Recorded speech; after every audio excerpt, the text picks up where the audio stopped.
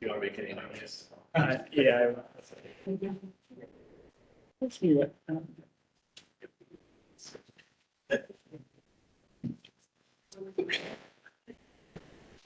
Hey, Kurt, can you see us?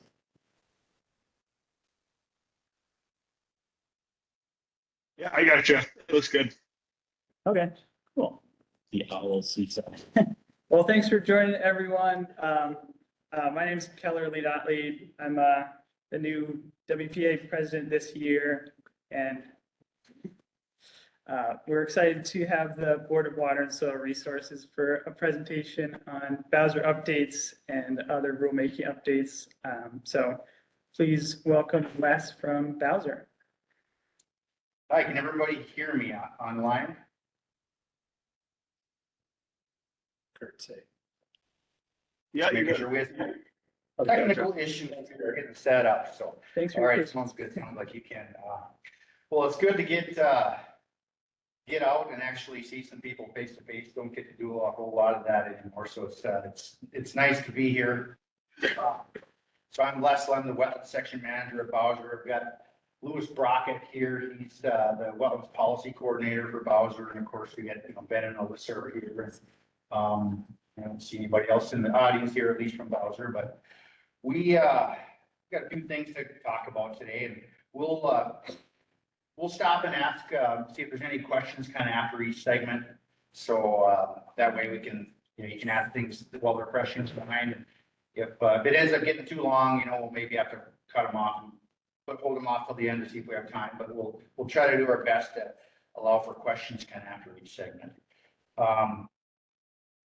So today we'll talk about the MWPCP, the Wetland Conservation Act rulemaking.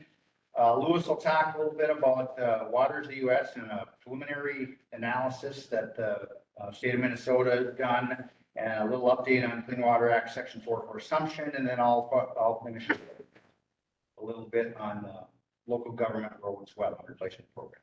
So to start with, Ben is going to talk about the MWPCP, and I think he really wanted to do the entire presentation, but Yeah, I know, I really did, 80-something slides. So who didn't join the virtual trainings the last 2 days? Everybody was on, okay. Because I was saying, if everybody raised their hand that they were on the virtual training, this is all repeat and I don't have to talk about that. Okay, so for those that weren't, sorry that we missed you, but yeah, it's disappointing. We take names. No, actually, it was really well attended. We had over 200 people each day, so. But you guys are pros, you don't need a WACA 101.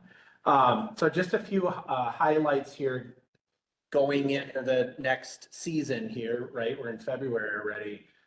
Just remember, we have this professional certification program. How many people are certified in the room? Oh, almost everybody, okay. And I don't know how to make people raise their hands online, we'll just skip that, but. So remember, we have the new certification program. We took it over from the U in 2000. Guess what happened in 2000? So we are, well, I'm getting ahead of myself. So we give ourselves some accolades here. We have over 500 individuals that are certified after this last renewal period, which I know a lot of you were on. I was included.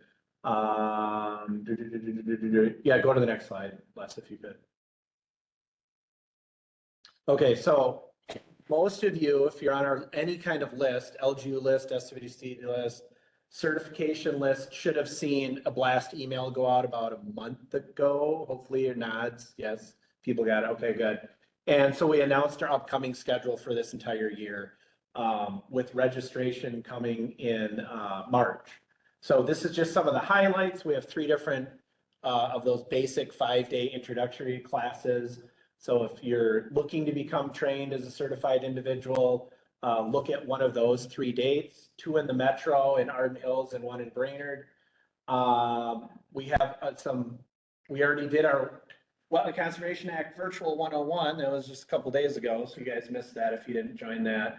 The next one coming up is our TEP Academy. So these are really just geared towards our TEP members, coming up in April in person. And then we have some regional trainings coming up in Redwood Falls. And then the professional exams, as you know, are offered on the last day of each of the 5-day classes. You could, Les.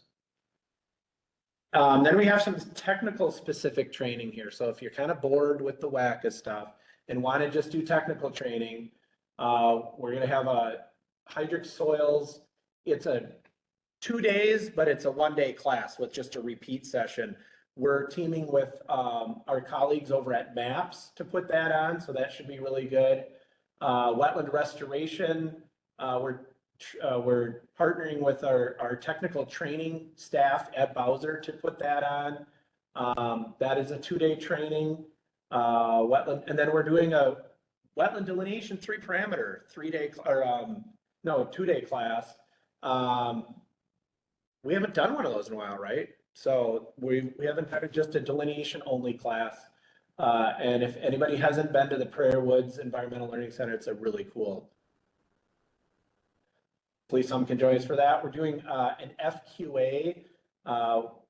Again, this is a repeat session, so a one-day class repeated 2 different days. We had really good attendance at one. If some of you were at the one last year with Mike Burdash from MPCA, Wetland Plant ID, we're doing 2 different classes. So again, repeat sessions at 2 different locations. They're going to be, the one in Lino is going to be focused on monitoring techniques as well. So that might be kind of a cool class. And then we're going to kind of finish out the season way down in October with an APT class in St. Cloud. Am I still in?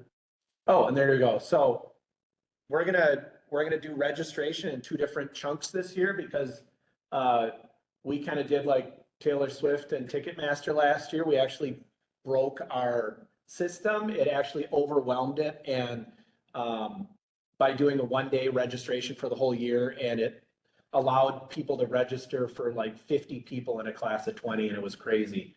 So we're going to do it in 2 different chunks this year. So for those early season or all the way up to midsummer, we're going to have coming up here in about a month, the week of March 11th, registration open up for those first suite of classes. And then for the second kind of part of the season, you'll see registration will open up that week of July 1st. Any questions, you can always contact me, Dave Demmer, or the MWPCP email there.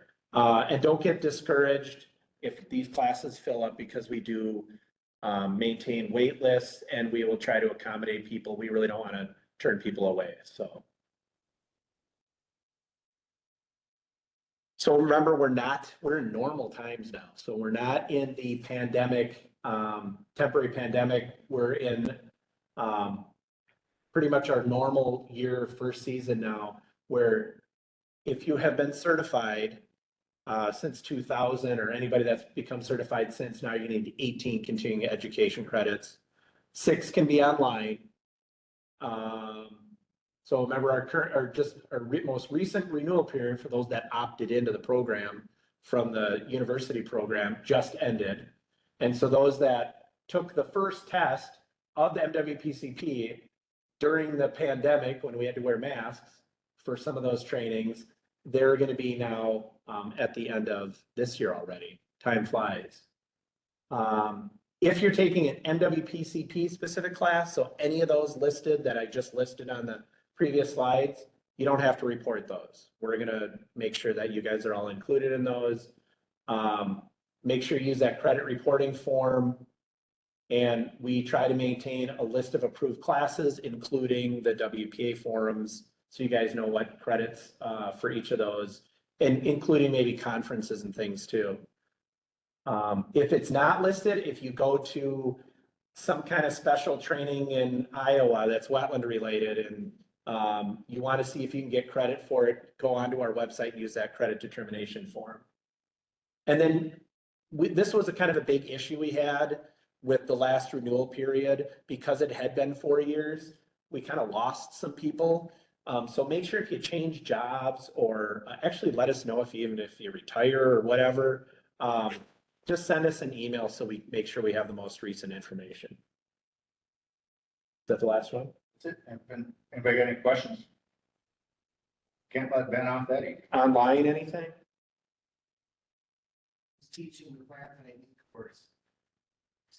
Dan Shaw. Yeah. Were you not going to come if I said me?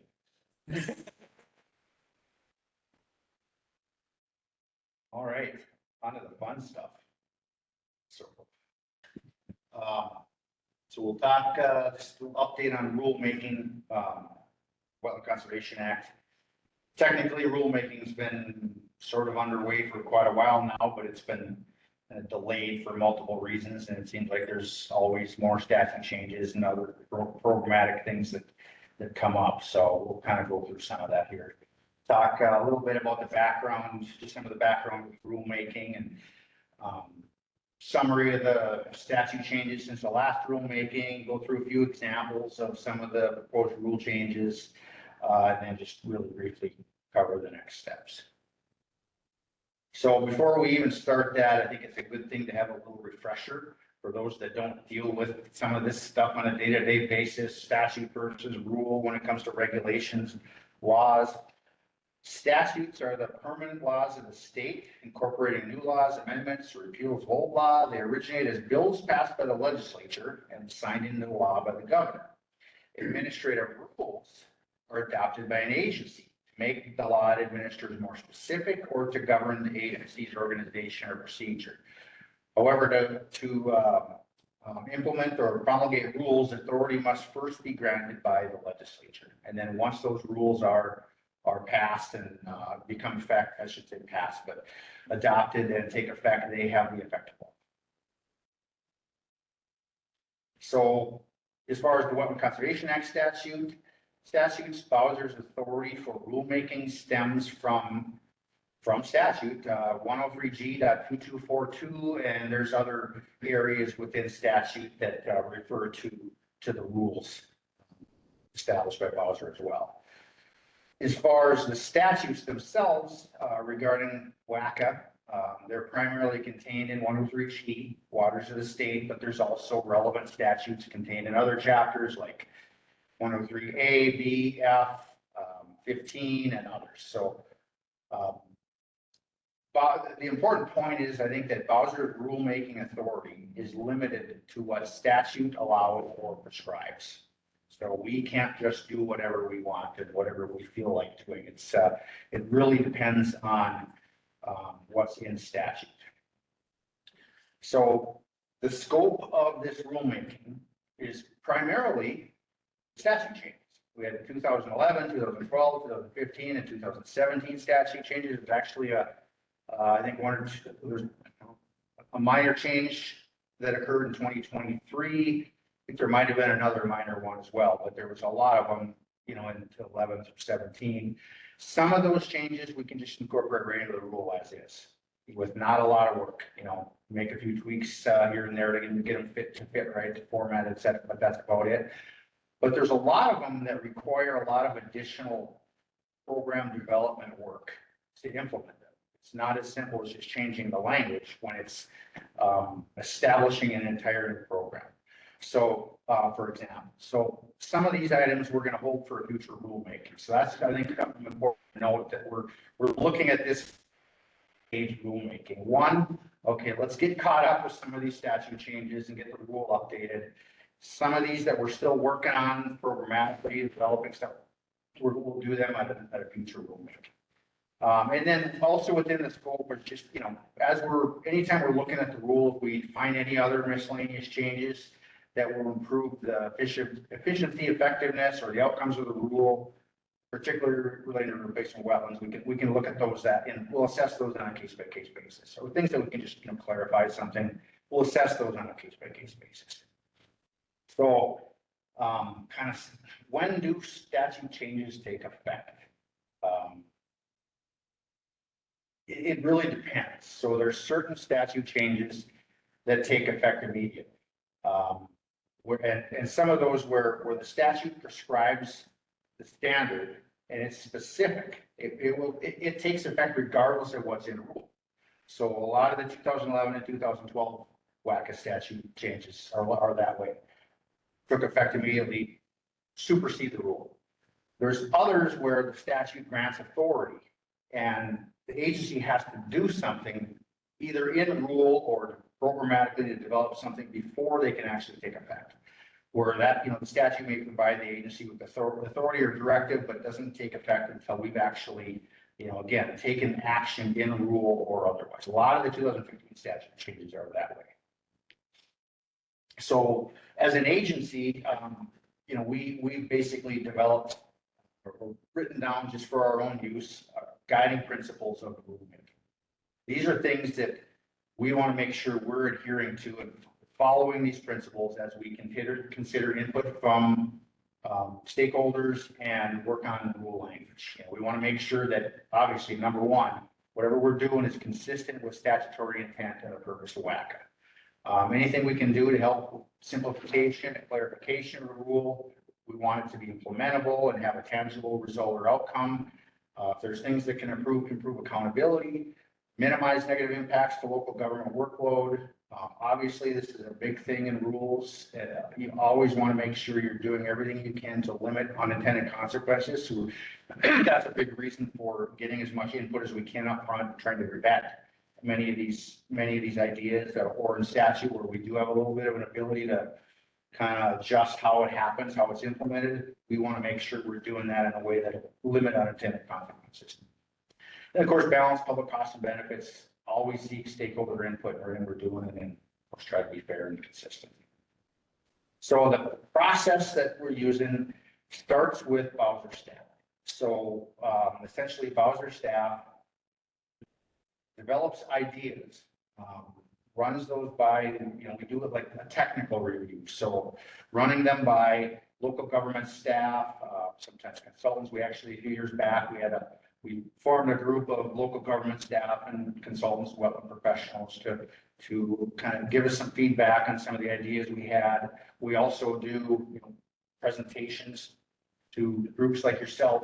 We're always open to meeting directly with people and getting feedback. We talk to other state government agencies, federal, et cetera, et cetera. So we want to make sure that we're getting input and feedback and review by the implementers of the rule. Then we run them by the Wetland Advisory Committee. So under the rulemaking process, an agency can appoint an advisory committee to advise them on the rules. The advisory committee doesn't have any authority. It's purely advisory, but it's a good mechanism to involve what you kind of consider typical stakeholder groups. We've got stakeholder groups from agriculture, environmental organizations, mining, you name it. We've got a pretty good list of different groups, statewide organizations that are represented on the advisory committee. And of course, throughout this process that I mentioned, we're talking with, meeting with, presenting to other groups, to Association of Minnesota Counties, Northern Counties Land Use Coordinating, you could go on and on. So we're always trying to throw things out there, make sure people are aware of it, let them know where they can get the information, get feedback. So we'll run it through that process, kind of that circle, 2 or 3 times, right? So we're going, so far what we've been doing is kind of getting ideas and getting feedback. Now we're to the point where we're starting to kind of write the language. And all of the information is and will be on our website. So everything I talk about here today, by the way, there'll be far more detail on our website, and you can go and look at some of the presentations, the meeting recordings from the advisory committee. You'll see far more details. We also have a request for comments. So we had an official request for comments posted in the state register back in 2015. That was officially the start of rulemaking. 11 comment letters received. They're on our website as well. Then we kind of reinitiated. It's been a while, right? And things have gotten delayed. So we reinitiated rulemaking with a second request for comments in 2022. 8 comment letters were received, and again, they're all on our website as well. So just a little more kind of the background, that original 2015 request for comments. We did have a couple stakeholder meetings in 2016. Then we had a Wetland Conservation Act report to the legislature in 2016. That was a legislative requirement that we had to work on, that's separate from rulemaking but related to rulemaking. Some of the topics ended up into statute changes, and there's some relation to rulemaking. We did have 3 meetings of this mentioned. We kind of formed this technical review team. And then of course we had 3 or 4 years of 404 assumption work that was relevant to rulemaking if the state was to move forward with assumption, but that's not the case at this point. We will talk about that later.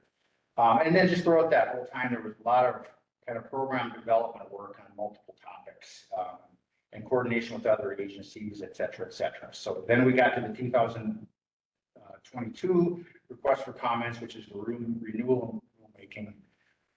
Since then, we officially formed the Wetland Advisory Committee. We've had 3 meetings. The Bowser subcommittee, the Wetlands Conservation Committee, has met a few times to review 3 or 4 times probably at least, to review the work that we're doing on rulemaking. With a lot of staff coordination with other agencies, meeting with other stakeholders, and at this point, as I mentioned earlier, we're now to the point where we're starting to kind of assemble initial draft language based on all this feedback that we've been receiving. Now just a quick summary of the statute changes, which is the main part of rulemaking. And I don't have, there's a lot more detail here than what I have here. This is just a quick summary. You can go on our website and we've got all the exact statute changes and kind of write-ups on how they affect the rule, et cetera. That's there as well. So 2011, there was changes, established the DNR as a local government unit for banking projects under a permit to mine. There was some authority granted to Bowser to reduce fees for single-use bank accounts.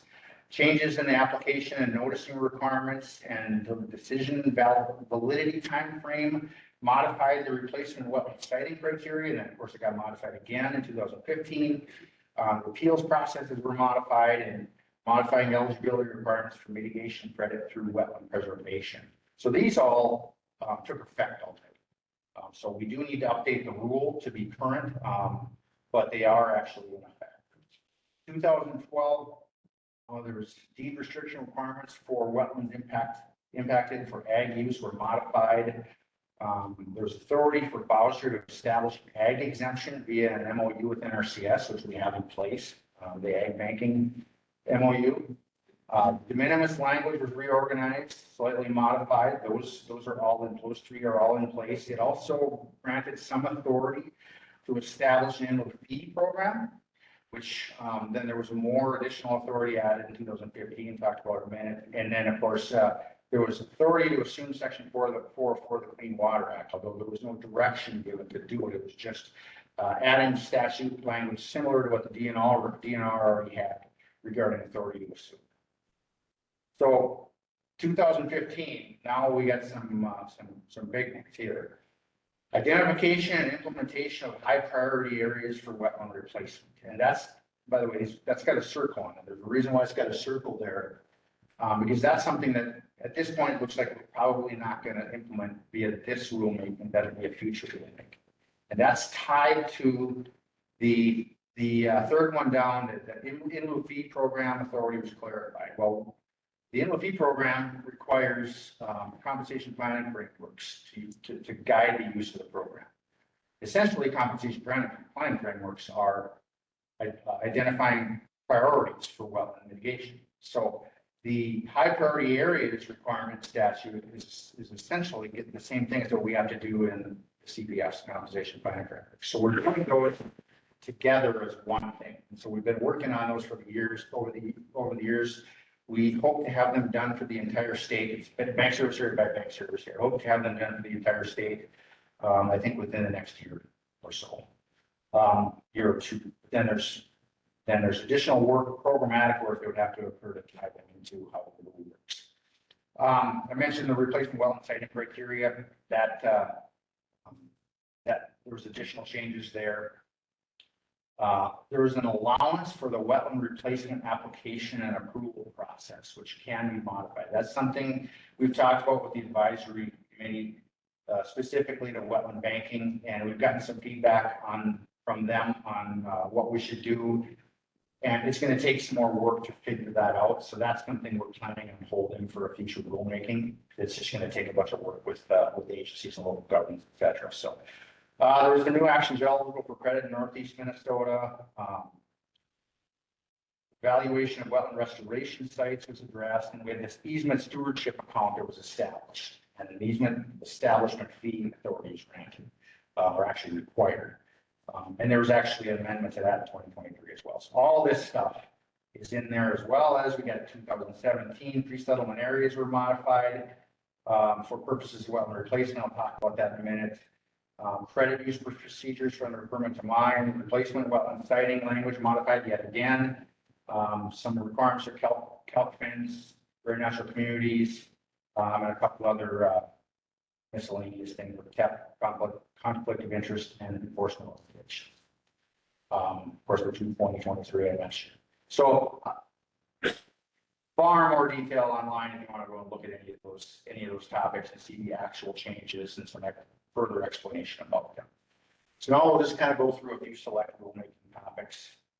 The first one, this is not a direct result of a statute change, but it's related to some of the things that are occurring and some of the direction that we've got statute changes regarding, what we think, is improvements to both process efficiency and mitigation outcomes. So right now, wetland typing, the current statute directs the TAP to use Circular 39 and coordinate systems. And then we also have the acres replant communities, shallow marsh, wet meadow, et cetera. That was added in the rule in 2009 for consistency with the core. But there's complications associated with all these systems, and of course the science is also advanced. So that Circular 39 is outdated and can hard to even find it online.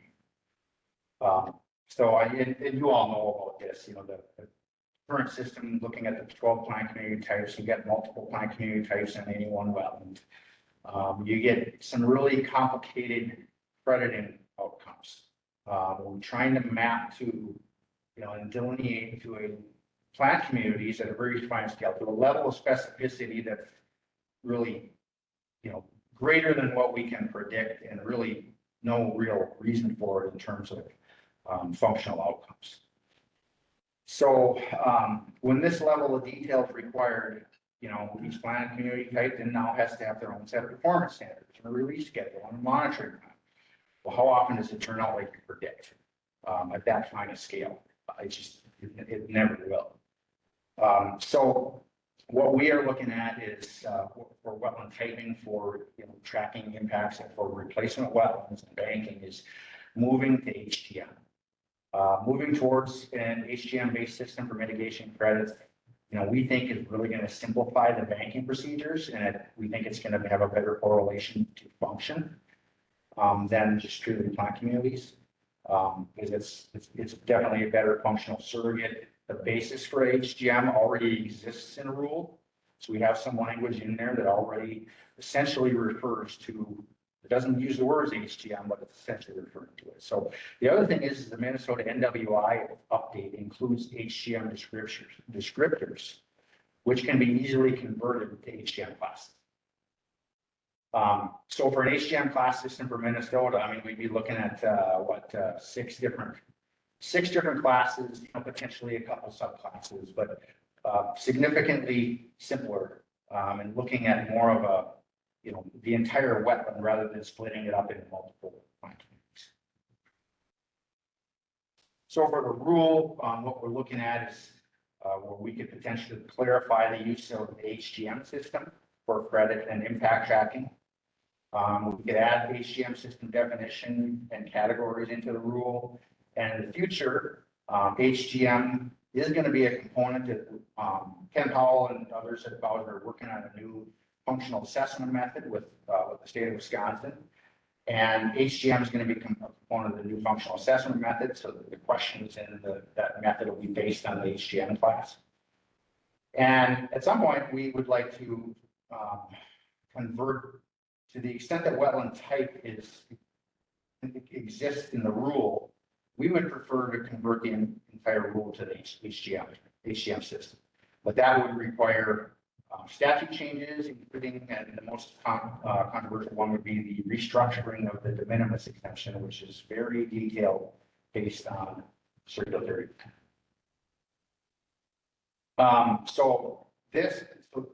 Any questions on? If you have any questions on typing, I would maybe refer you to Ken Powell. He's the one that's really working on the functional assessment method, has done a lot of work on the typing. There's also on our website, if you look at the presentations in the Wetland Advisory Committee, there's a lot more detail. We went over a lot more detail in those presentations on this subject. So there's a lot more information there if you're interested.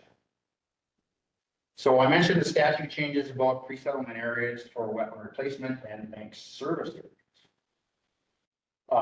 Little history, pre-settlement areas were incorporated into the Wetland Conservation Act very early on in WCA to address some of the significant differences between different parts of the state. The amount of existing and drained wetlands in the northeast versus the south and the west is Pretty significant difference. So replacement ratios and other statutes / rule provisions also differ between those areas. Bank service areas were added later as both the state and federal government, Corps of Engineers, moved towards more of a watershed-based system. But the pre-settlement area boundaries and the BSA boundaries did not align. So when that happens, then there can be some conflicts, and there were some conflicts. So statute was amended in 2017 in an effort to align pre-settlement areas on bank service area boundaries for purposes of wetland replacement, eliminate some of those conflicts. So adjusting bank service areas will create more consistency with past pre-settlement area boundaries and help solve related conflicts. So we're looking at how can we basically, we're not just going to try to make one align to the other. It doesn't really work that way. Is there a way that we can look and make changes to both of them to marry them together in a way that makes sense? The 2017 statute changes, pretty straightforward, for the purposes of wetland replacement, bank service area. So it defines greater than 80% area and less than 50% area. It does not define a 50 to 80% area. So for purposes of wetland replacement, we're going to have two areas. It's going to be greater than 80, less than 50. It's just that 50 to 80% area is too fine of a strip, essentially, between the greater than 80 and the less than 50.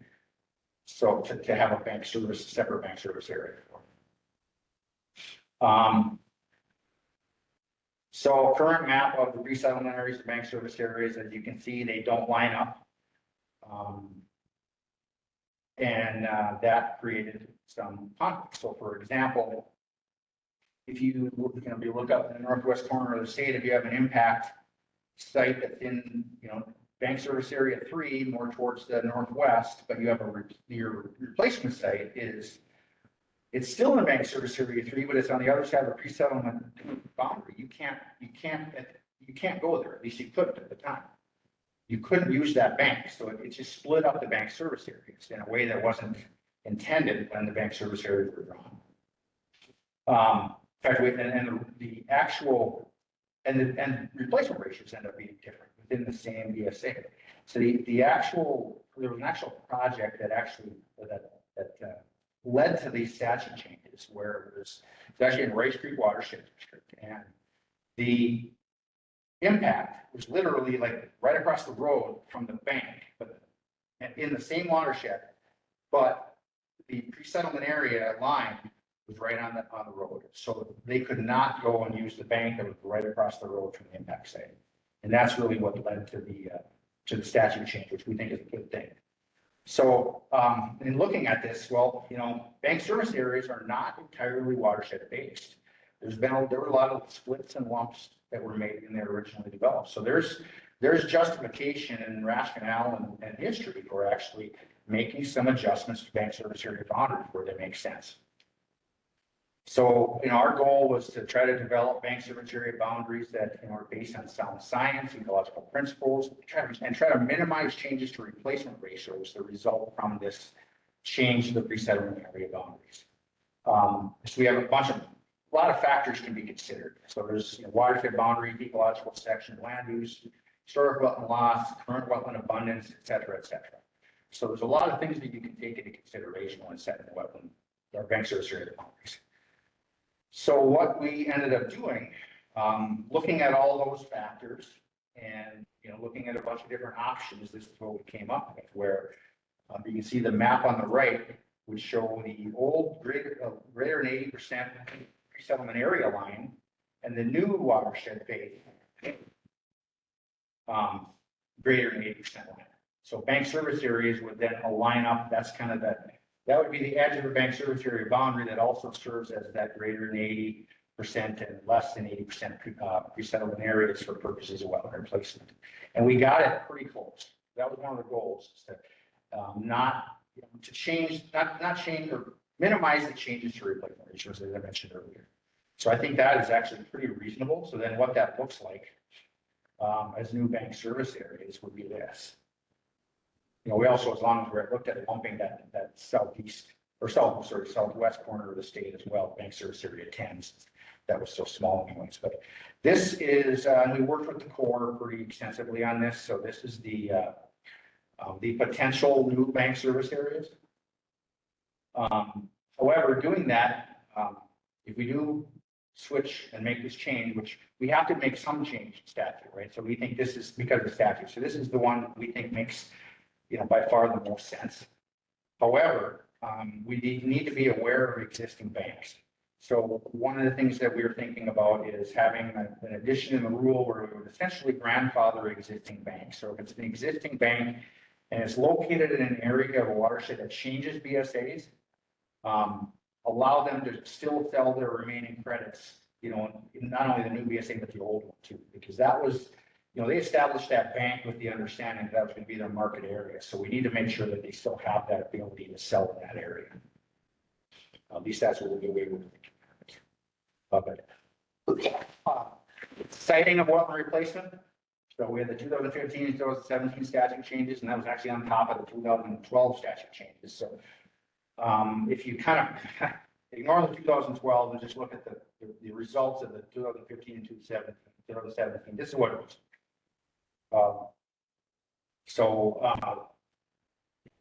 It affects, or the things I just talked about with the greater than 80 and less than 80, that's addressed in that first paragraph with some of the deletions and in the language there. The on-site part on number 1 is eliminated because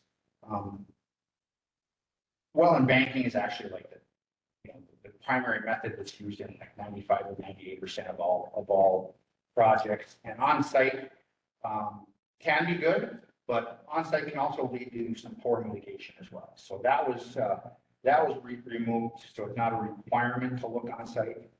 The county part was in number 3 was removed. So it's just minor, major, bank service area, another bank service area. And then in C it says the priority order for replacement by banking begins in paragraph A, clause 3, according to the rules adopted by the board. So basically, if you're using, what it means is if you're using banking for replacement, you can start by looking anywhere in your bank service area. When the news. What's that? When the new. Yes, according to the rules. So, and that's, so we don't have a lot of authority on what we can't change that, but we do have some authority on how we can roll it out if there's going to be some conflicts or things like that. We'll talk about that in a second here. So some things about the siting criteria in general, though, it's primarily location, distance based, and you move down the criteria when certain factors are met, but it does clearly involve some judgment and some discretion, particularly on the part of the local government unit. And it was developed when project specific or permitting responsible replacement was really the primary mechanism for wetland mitigation, wetland replacement. Well, as I mentioned earlier, wetland banks now account for greater than 95%, and I think it's probably closer to 98% of all wetland replacement mitigation. Wetland banks now are developed to a higher standard after the 2009 WCA rule and the federal mitigation rule that came into, I think it was late 2008. Both of those rules raise the standards for wetland banking. So wetland banks are now generally more sustainable, and all banks now meet those criteria to be able to move down the siting criteria, to move further away. All banks already meet those standards. So another thing is, competition and access to wetland banks is really vital to the operation and goals of the Wetland Conservation Act, having access to that mitigation and quality mitigation. And so this new statutory siting criteria is really the beginning of a shift from a distance-based criteria more to a priority-based criteria. So I mentioned the high priority areas that was added to statute earlier. Well, we're still developing that, working on that. But when some of those statute changes were passed and implemented, there was actually discussion even then of moving to a priority-based siting criteria. The decision was, well, let's figure out what that looks like first. Let's get this prioritization done, and thus the requirement for the identification of high priority areas.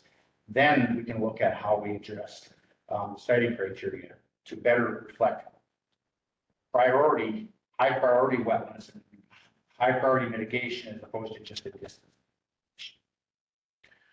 As far as that banking starts at the bank service area level, you know, there could be some potential issues with that, or at least one in particular. And that is that, particularly in the metro area, where you've got this, it's not as pronounced in other parts of the state, but the metro area, you've got this huge difference in land values. Land values are the most significant influence on the cost of credits.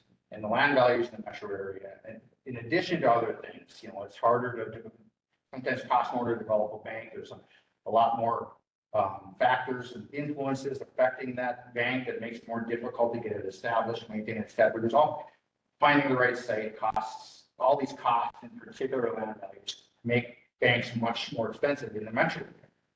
So it's harder for metro area banks to compete with banks that are a little farther out than non-metro. So right now, currently, and this was a couple months ago, 19 banks in the metro area with approximately 110, in 7-county metro area, with approximately 110 credits total. Average about 5.8 per bank on average across those 19 banks. So what do we do about those? You know, we don't want to just let them hang out to dry. They develop those banks based on a market expectation that they could market their credits within that metro area.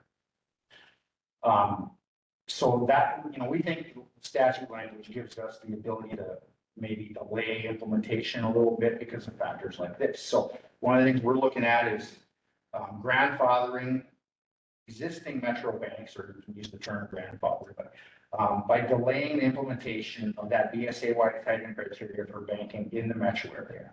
Allow those banks time to sell their credit under the current citing criteria. So, you know, again, essentially the market conditions that existed at the time the bank was established.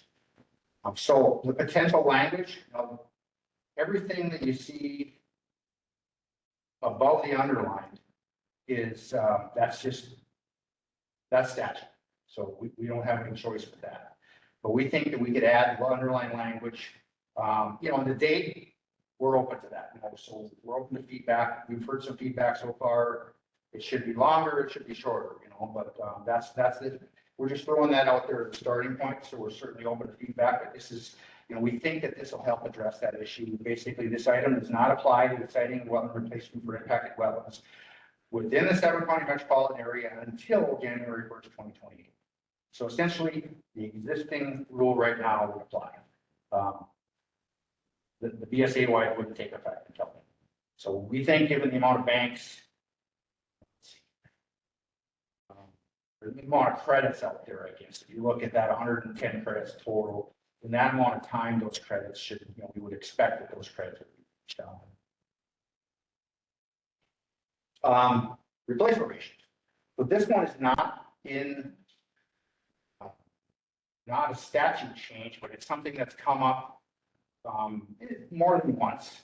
But some local governments have brought this up, where change some of the prior changes of custom conflicts. And what it is where you might have a county and they're working on, maybe it's a linear project in their county and they need to provide replacement for their project. They've developed their own bank, but their county is split into 2 or 3, and I think we might even have one county with 4 bank service areas. Well, it's really, there's no incentive for that county, and a county in that situation to develop their own mitigation. They get penalized. They might have a linear project that goes across 2 or 3 bank service areas. Well, they can use some of it on the, you know, without a penalty, but they get penalized if they're using their own bank for other parts of it. So that's not really, you know, the intent of what you know, some of the replacement ratio rules are. So we looked at that and thought, well, you know, we do want to encourage these counties to be able to use their mitigation if they have it. So what we're proposing is adding our statement down here that essentially the withdrawal of available credits from an approved wetland bank site within the boundaries of a local government when the bank is owned and used by the same local government for a project within their jurisdiction, that they can use their own credits without a penalty, without a ratio. Mitigation for mining. Now, this is basically just right out of statute, some direct. So these are pretty straightforward. And I mentioned earlier, banking projects established solely for replacing wetland impacts under permit to mine, the DNRs, the LGU. And then there was an additional statute change here under 103G.224 about project-specific replacement plans, et cetera, for permit to mine. This stuff will just basically be put right in. This is the one I mentioned earlier, more specifics. This will be put in essentially just as is. A member of the TAP has a financial interest in wetland bank, et cetera, has to disclose that to the other members of the TAP. So I'll skip over some of these fairly fast because it's just, these are some easy ones. There was a 2017 statute change. I think I mentioned this one about review of wetland replacement. And it's in relation to an EIS. So this language will be essentially just put in as is. It's relation to site and EIS. Fees, I mentioned some of the changes to the fee statutes. So mentioned that the board can establish fees out of the amounts in paragraph A for single user and other wetland bank accounts. The single user fees are limited to the establishment, et cetera, et cetera. This stuff is going to be essentially right out of statute, right in the rules. So now this one, I think many of you have seen, you're obviously aware that we do have a stewardship fee now. And this is, here's just some excerpts from the statute changes. So the mitigation easement stewardship accounts are created in this special revenue fund. So the board, we must seek a financial contribution or assess an easement stewardship payment to that fund for each easement acquired by the board. So, and the board determines the amount of the contribution or agreement and lists a bunch of considerations. And what we do is we figure that amount out. The way those of you that are used to involved with bank credit sales and stuff, you know that the way we did it was to try to charge it instead of upfront at the time when the easement is established, which just means now we got a bunch of money that this potential banker has to pull out, more money they have to pull out up front, which is going to be a disincentive for investment in wetland banking. We decided to implement it as part of credit sales. So those costs can be recouped at the time that they're selling the credit. So that's how we implement that. And then what we do is we get that money, send it to the Board of Investment, and every year we get 5% of that from the Board of Investment. We can use that. We have a requirement to do monitoring and oversight of wetland bank sales. So that's what we use that for. So still, investments are still coming back fairly small, so we don't get a ton of money from that, but that should increase over time. The 2023 statute changes make any changes to what was already changed in 2015 or? So the 2023 statute changes then added, and I'd have to look at the exact language in the statute, but it essentially added the ability to use those funds or some of those funds for maintenance. So this issue's come up a lot. Okay, you got a wetland bank and the state holds an easement, or maybe it's a couple of easements for that bank. And down the road, now we're on 2 or 3 landowners later and something happens and that landowner doesn't have the money to fix it and they go bankrupt and then the land's tax forfeit. Who's going to fix it? Right. So then now that money, and when we haven't adjusted the fee yet, so that's something we have to work through yet, is figure out, okay, well, how much money do we need to collect in order to add to the investment to get a sufficient return to pay for these future things, these contingencies in the future.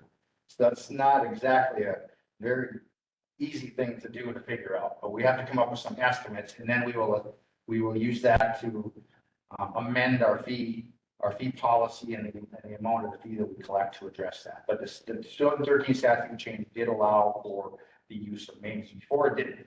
And would that fee structure be in the rule, or it would be more of like a policy or something like that's not official rule? Right, it'll be a board policy. So right now we have it in board policy. The rule, I think what we'll do in the rule is, identify the stewardship payment Maybe even use some of the language out of statute, just to make sure that it's in a rule, everything is there, that people use the rule, right, for everything to go at there. So at least make sure that it's identified in the rule, but the actual amount would be established and the mechanism where it gets collected would be established in the board policy like it is now. Because the other thing with the amount is it might go up or down, Over Yeah. time, we could say, who knows? I mean, we're predicting some of this stuff and we don't know how much the return on the investment necessarily is going to be over time. It could go up, it could go, because of the maintenance, it could go down some. If we end up saying, well, geez, we're actually, the investments are doing better than we thought, so. There's no public comment related to that board policy. Does that have to go around? Well, it is adopted by the board. So there would be review by, the Wetland Conservation Committee, and there's review at the board, and there's public comment opportunities at the board, I guess. I think when we first developed it, we reached out to, some wetland bankers and various other stakeholders and talked about that. And generally I think all of the feedback was positive as far as like, hey, we think we should implement this at the time of credit sale rather than up front. And there, everybody seemed to support that. So we do run some of that by, we run some of that stuff, and we would continue to run things like that by. And as far as the amount itself, that's really something that just has to be us looking at our easements, the frequency when we see things happening, or we expect things to happen in the future that may not get covered under the normal processes, and talking with our engineering staff about costs, talking with our easement section about other easements. They also have the water and soil conservation easement stewardship account. So that's a different account. We have one for banking, one for mitigation, not just banking, but one also for conservation projects, Lemm, and easements that happen with the conservation programs. So we want to talk with them too and make sure we're being consistent and fully understanding and with what some of those future thoughts might be. So. Okay, next steps for rulemaking. I think this is actually the last slide. I'll turn it over to Louis. Well, we'll have some questions, but. So as I mentioned, we're working on the first draft of that rule amendment language. We're still putting that together. We don't have it together, so we haven't even shared it with our own staff yet. So there'll still be opportunities for everybody to look at it. We're just putting it together now. So then we want to obtain feedback from the advisory committee.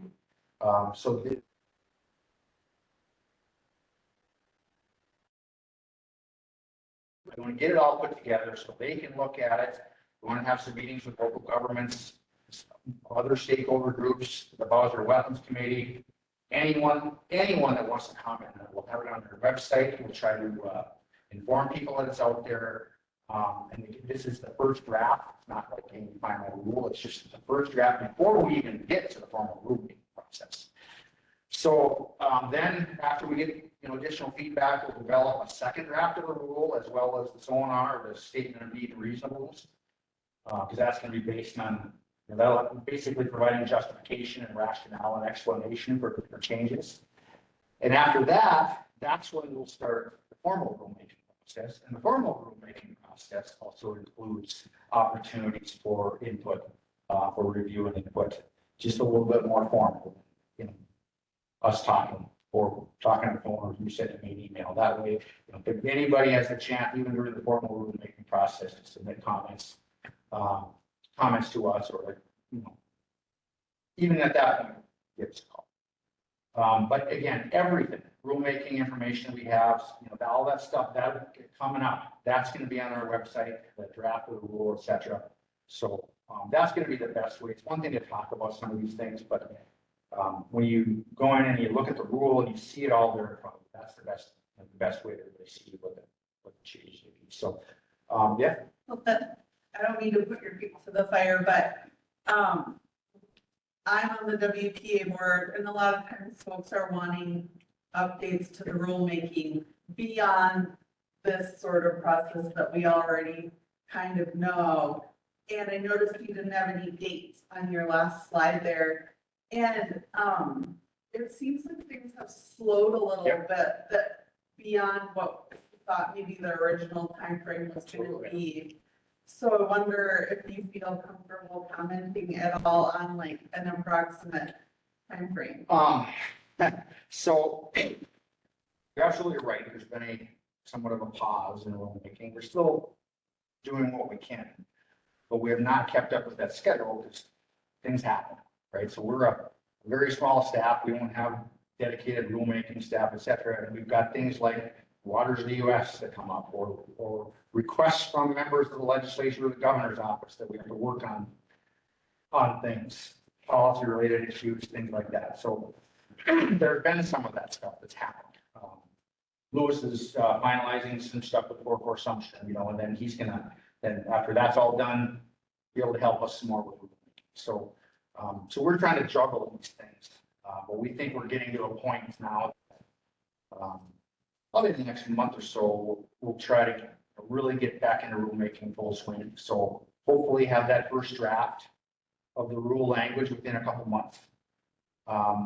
Maybe sooner.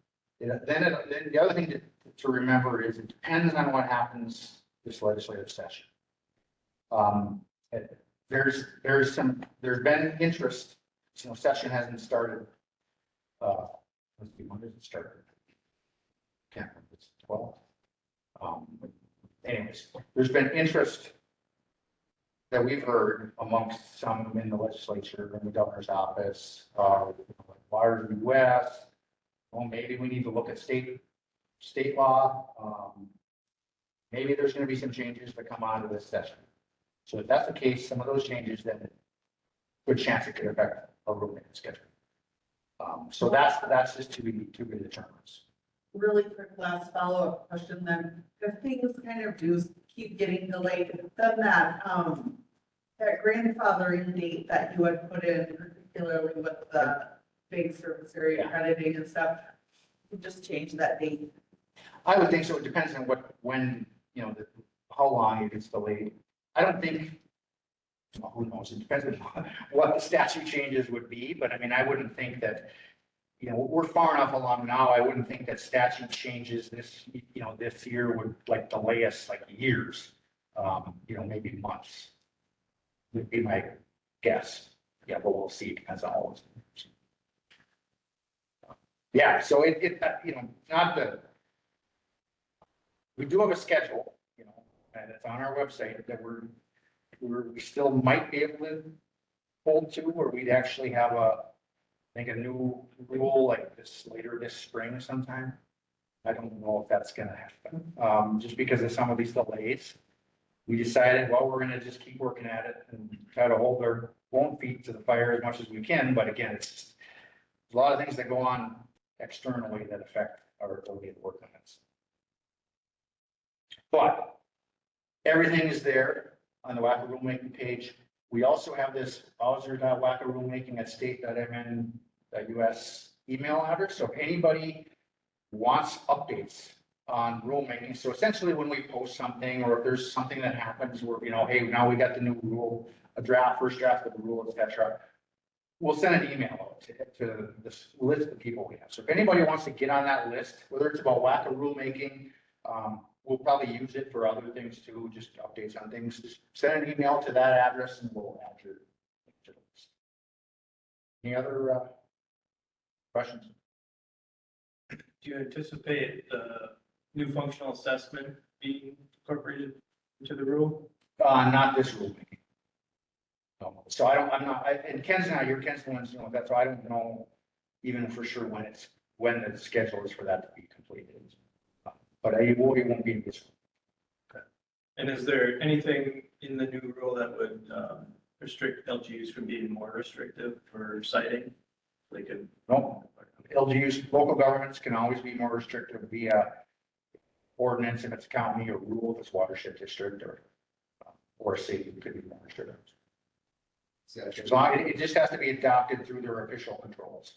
It can't be just a, like Joe Blow administrator says, no, we're not going to allow that. You have to, they still have to operate under the law. So in order to be more restrictive, it does have to be adopted through the official controls of that organization. All right, any other questions? Otherwise, we'll turn it over.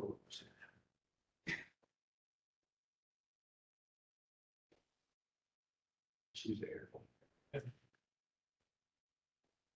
Good afternoon, Louis Rocket, Wetlands Policy Coordinator with Bowser. I'm going to discuss briefly one of everyone's favorite subjects, and then also give a brief update on 404 assumption. So first topic is, as many of you are aware, the Supreme Court recently issued a decision on waters of the U.S. back in 2023, the Sackett decision. And shortly after that, there was a conforming rule that was issued by EPA.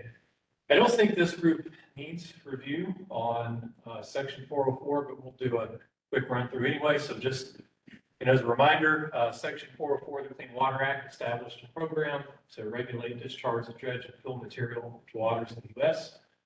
Waters of the United States is not defined in the act, rather it's defined in regulation. And that definition has been changed several times and subject to multiple legal challenges. And, just to put that into perspective, here's a timeline from EPA's website for a presentation that they gave. And, we see here toward the end that the final rule was revised 3, 4, 5 times since 2015. So disclaimer, one thing I'm not going to do is get into, really detailed specifics about the implications of the Sackett decision and the conforming rule on federal jurisdiction. What we're going to be looking at here is a preliminary assessment that the state is conducting in response to that rule. That being said, the most notable amendments to the rule, the conforming rule in response to Sackett, were the elimination of the significant nexus standard or test for all waters, and the revision of the definition of adjacent to mean having a continuous surface connection to waters of the United States, such that there could be no clear demarcation between the wetland and the waters of the U.S. to which it's adjacent. And I should clarify, this actually was not promulgated in rule. That is from the Sackett decision, the bit about there being no clear demarcation. And actually, that comes from the 2008 Rapanos decision and was then affirmed under Sackett. So the potential, and again, speaking very broadly here, because not with court or EPA, but very broadly, the potential implications to federal jurisdiction may be reduced jurisdiction over wetlands due to the invalidation of the significant standard and clarification of the requirement for a continuous surface connection between wetlands and other waters that are WOTUS in their own right, and reduced federal jurisdiction over streams due to the loss of the significant nexus standard. And so, keep in mind for wetlands are whereas the streams, tributaries are affected by the loss of significant nexus standard, wetlands are affected by loss of significant nexus standard and also the revision of the definition of adjacent. Of course, formerly adjacent included wetlands that were separated from jurisdictional waters by man-made barriers, natural berms, and so on. So that would not be the case anymore. The conforming rule and SCOTUS decision, just to clarify, does not affect activities regulated under the Clean Water Act. Again, it's purely jurisdictional. Does not change procedures for identifying wetlands under the Clean Water Act. Does not affect the extent of state jurisdiction, nor does it affect states or tribes' authority to be more or less environmentally protective than the federal program. So in response to the Sackett decision on the conforming rule, 3 state agencies convened a team to assess the implications to Minnesota's waters and wetlands and develop related information and policy options for consideration by agency leadership. And we'll get into potential implications on the next slide. As far as the potential options for consideration by the legislature, those may be doing nothing, right? The federal jurisdiction is what it is, and, we don't respond to that.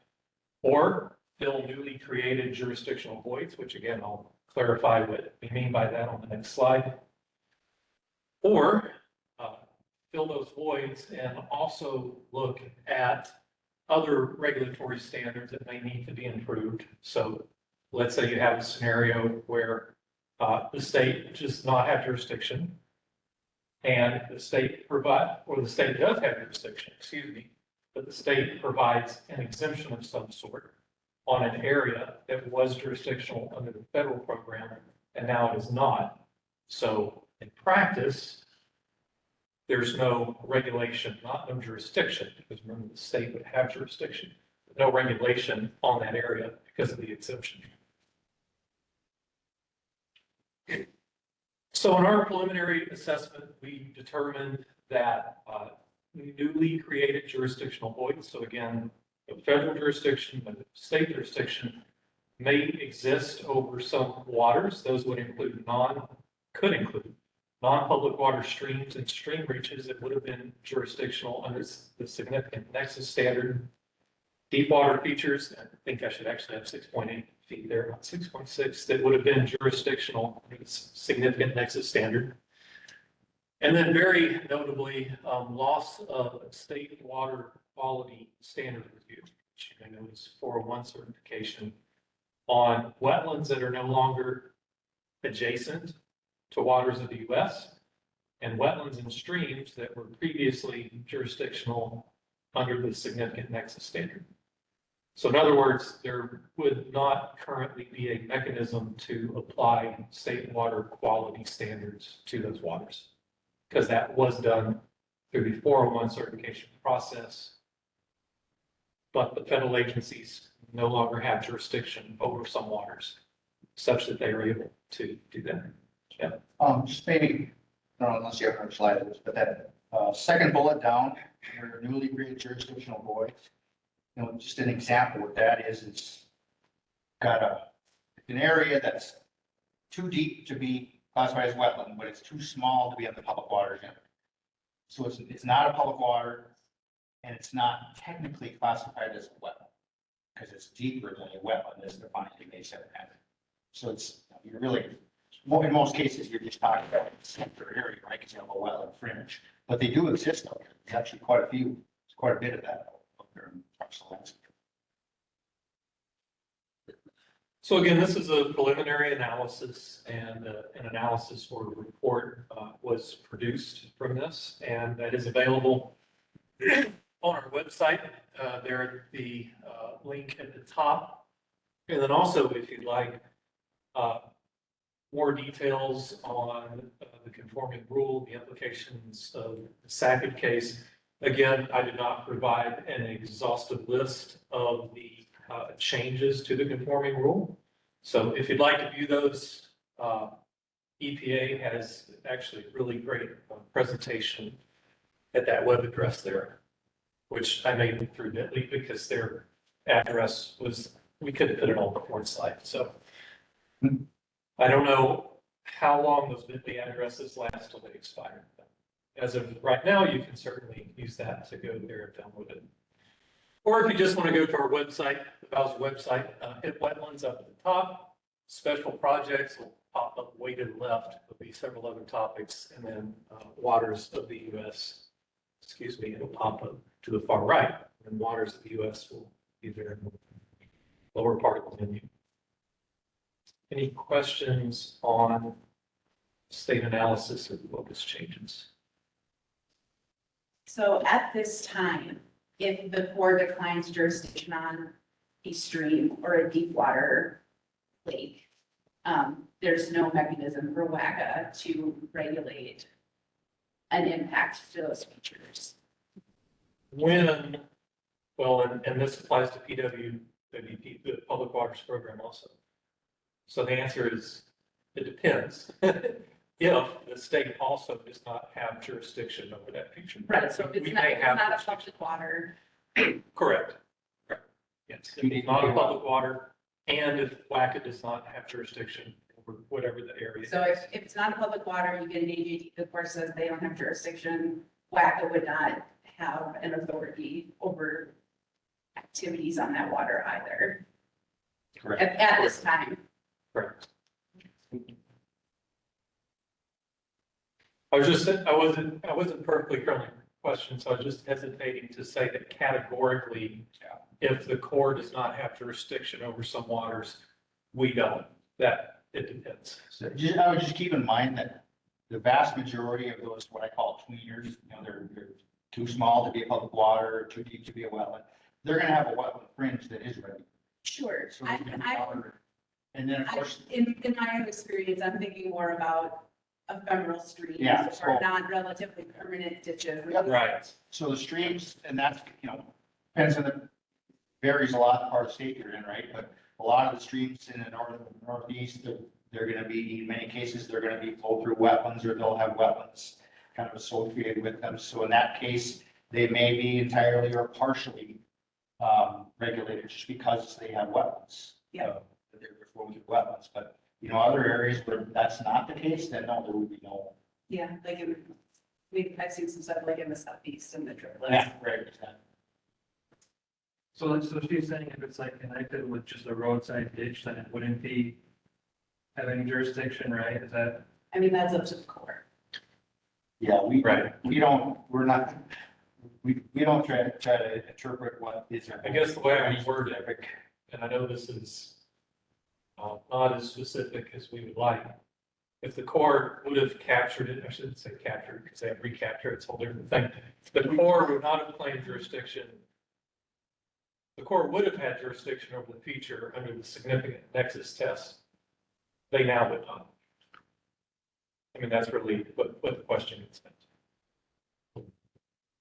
Because that's what was eliminated. Right. That's the only amendment in the conforming rule that would affect those streams. Right? That help at all?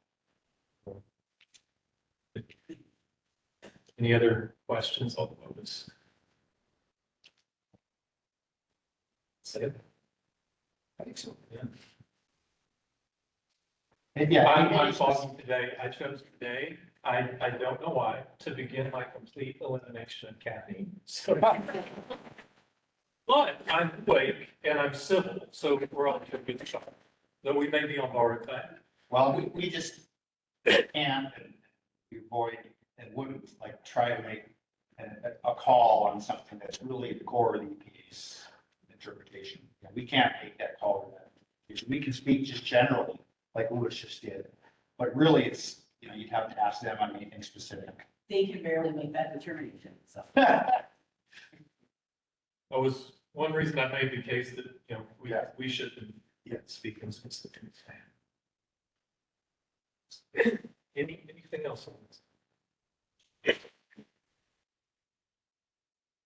All right, before I go back and start an intravenous coughing thread. So update on state assumption of section 404 Clean Water Act.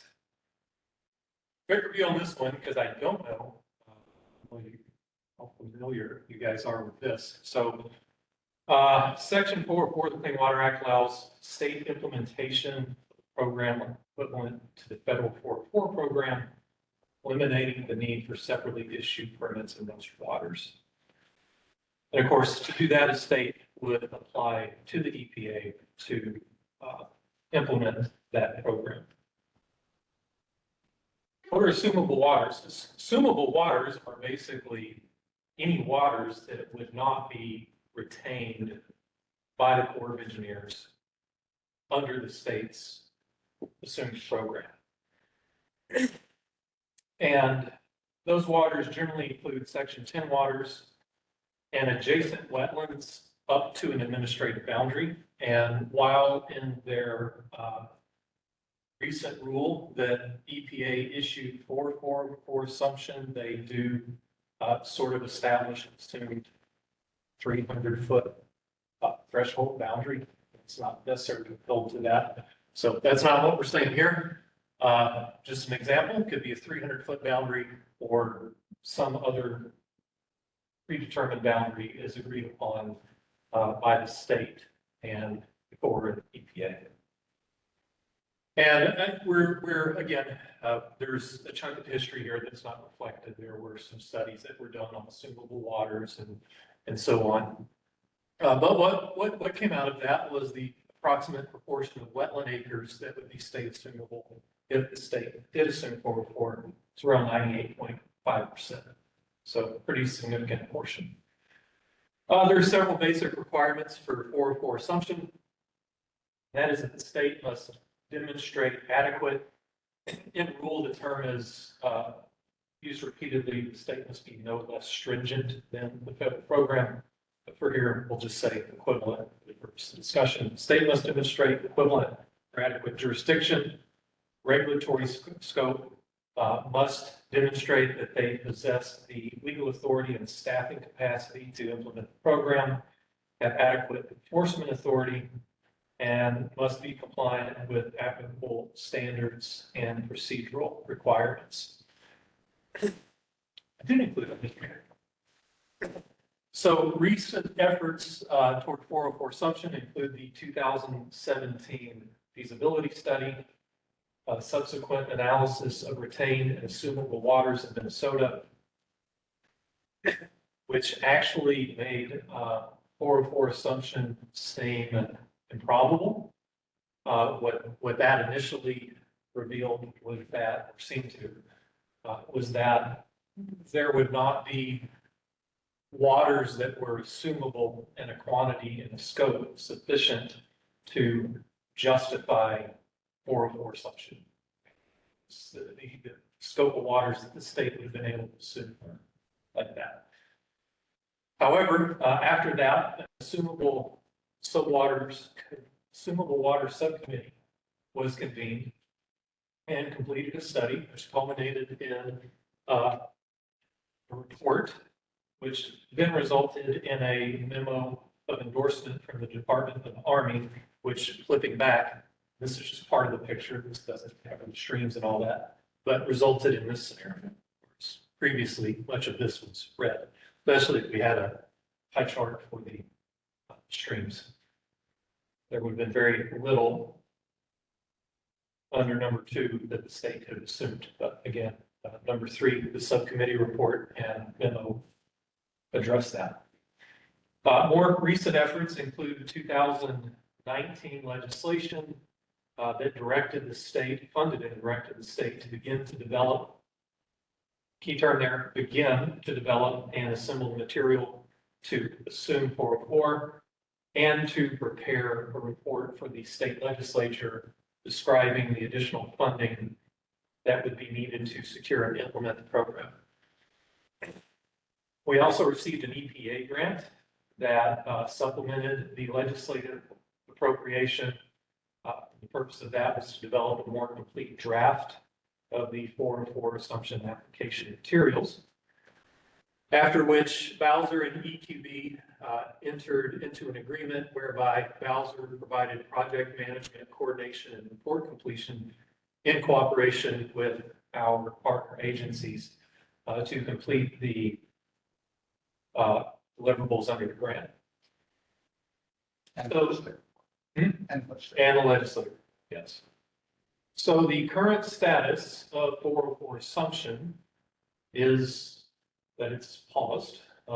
The legislative directive lapsed, and there is or will be no further work on 404 assumption until such directive is again received from the legislature. We do have to, and we are working on completion of grant deliverables. They're under review. They'll be submitted to EPA at the end of this month. And that includes the draft application and final reports. Now, draft application is sort of a misnomer. It's not an actual application. It's not moving 404 assumption forward. It's developed purely to satisfy the requirements of the EPA grant It's not a formal binding application. It's not a complete application. There are several components that would be required to make application to EPA that are not included in this draft application. And probably foremost, it serves as the framework for any future effort toward 404 assumption. Any questions on that?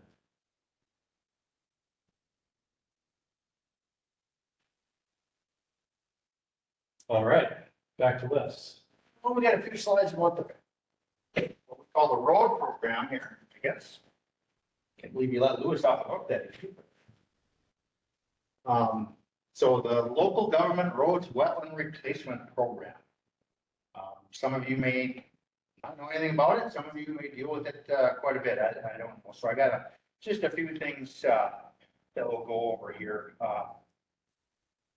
Maybe to start with just a little background about it and what it is. So the Wetland Conservation Act, essentially, it's not an exemption, but it essentially exempts certain local road projects from state wetland replacement requirements.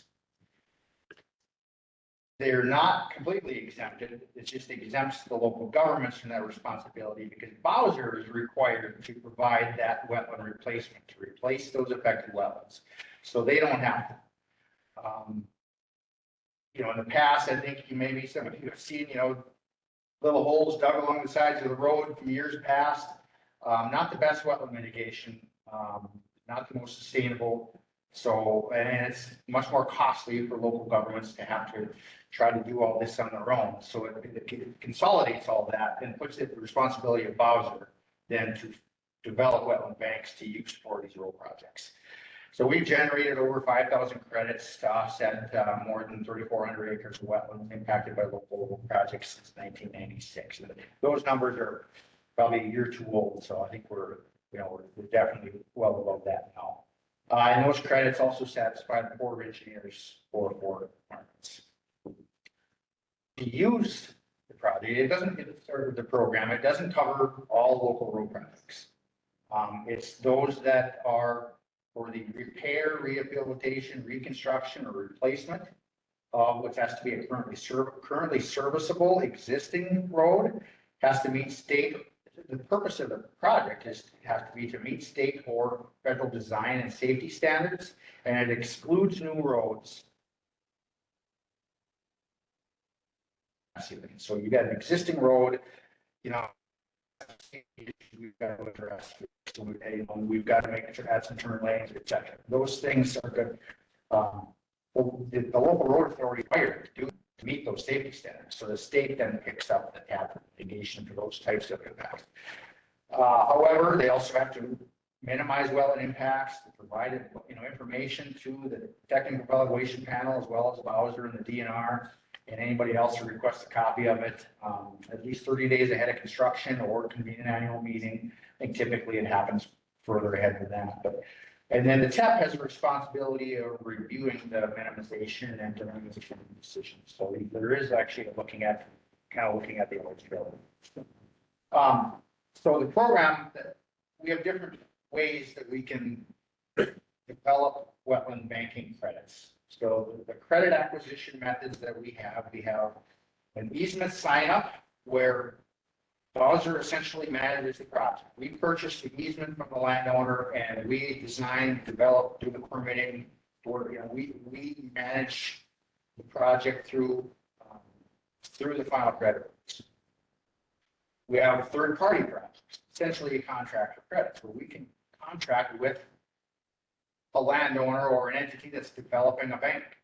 And we will contract with them and, okay, you're developing the bank, you have it.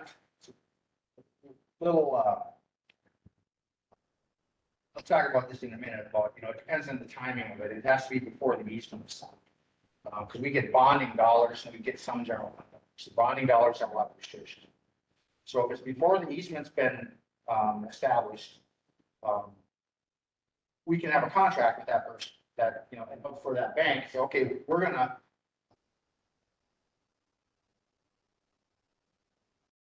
they say 100 credits and the bank is 200 credits, and the landowner can keep the other 100 credits and sell on their own.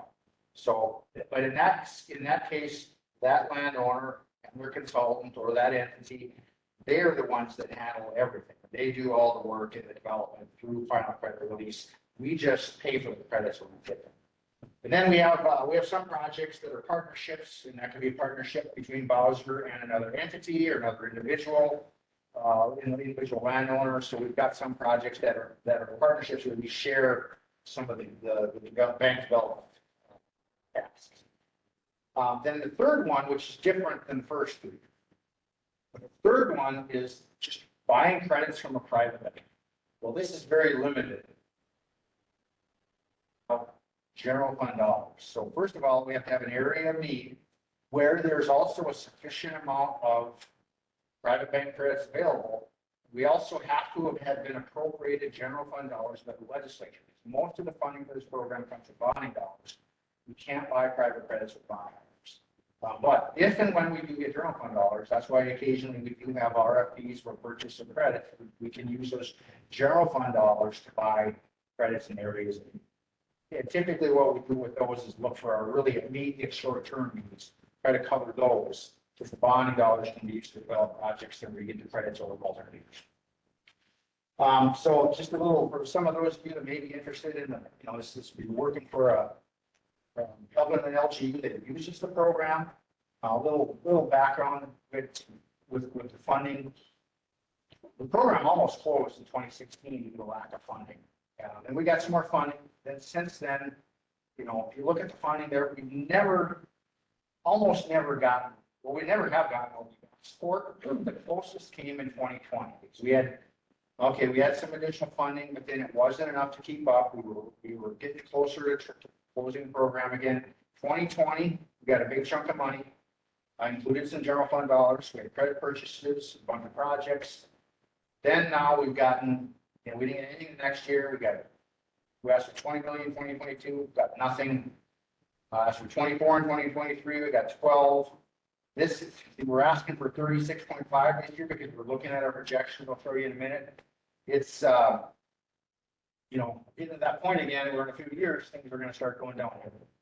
The governor's recommendation right now is 4.5 million. It's not going to be enough to,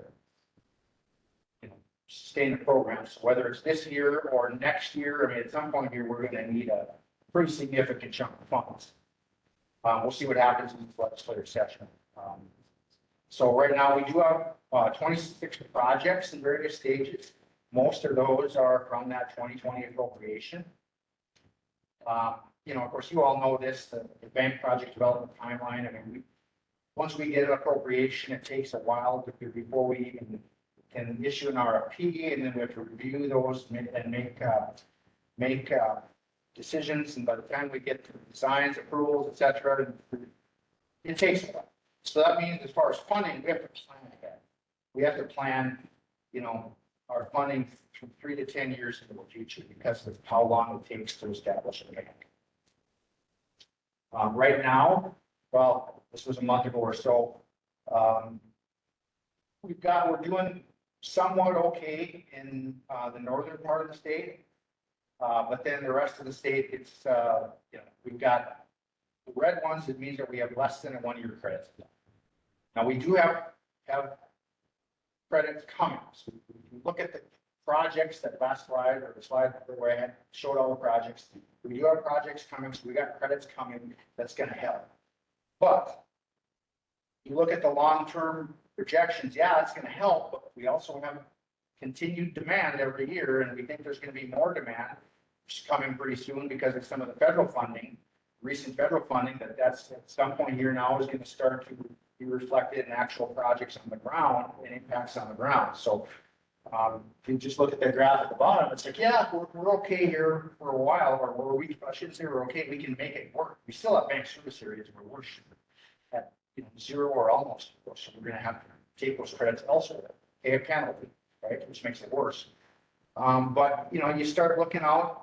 2027 is going to be somewhere around there. 2027, 2028 is going to be pretty tough. This is with current funding, right? 2029, 2020, and 2030, somewhere in that range, we're essentially done. So, point is that we really do need to get a bunch of money very soon here because it takes time to get those credits established. And the private bank market just doesn't produce enough credits, and plus they're higher cost as well. When it comes to the amount of money we get from the legislature, it's just not possible to support the entire program. Even if they would give us general fund dollars, not general fund dollars, which doesn't ever seem to happen. So what does it all mean? First, we have a recurring need for projects. Always keep that in mind. Eligibility for third-party projects can occur essentially after prospectus review, but it has to be prior to easement recording.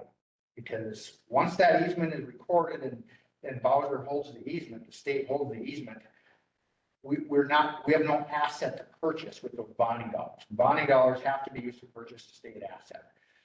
So we have that timeline in there to, and if we plan ahead, we can work with people and to make that timeline work as far as what you're, the establishment of a bank and working. So just keep that in mind. We do have an RFP that's coming up probably, I'm guessing this fall, because we'll see how much it is, but we do expect to get some money and it looks like at this point, it looks like it's bonding dollars.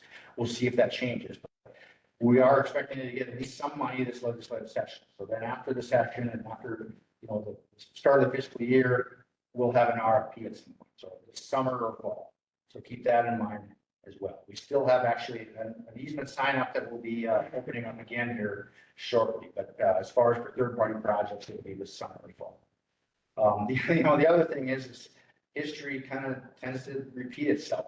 We get up to where we're almost at default, and then we'll get some funding, but then we don't quite get enough funding to pull the program into where it's fully up to where it needs to be sustainable in all the bank service areas. And like I mentioned, the projections show we're kind of getting close to that situation again. So our future program needs, those of you interested in this programmatically stuff, we're going to need a bunch of funding in the near future. And I think we're going to be trying to have some discussions with our local partners and partner agencies to try to identify a stable fund. Because kind of these sporadic and up and down legislative appropriations has been difficult to keep the program, to maintain the program. Any questions you can either ask right now, or you can always contact Dennis. Dennis is actually the one you want to contact if you're thinking about, hey, I'd like to, we might have a project that we might want to apply as far as timing and finding out more about how to do that and when the next RFP would be, get a hold of Dennis. Other than that, anybody else have any questions about the program in general? Just wanted to give you a little update on that, I guess, and make you aware of the possibility. That's all I have. So unless there's anything else on any of the topics we talked about? Yeah, I guess if anybody has questions online, feel free to drop something in the chat or open up to the room here. Any thoughts or questions?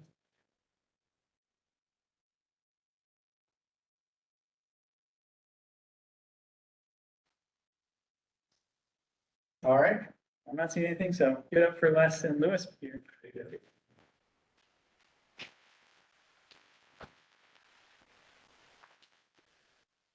Thanks for joining, everyone. Thanks for your patience online, and yeah, thanks for coming out. Yep. Good to see you, buddy.